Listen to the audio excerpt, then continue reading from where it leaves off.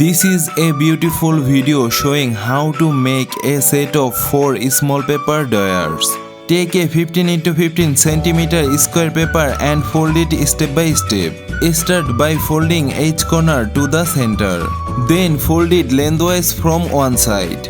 After unfolding, fold it again from the other side in the same way.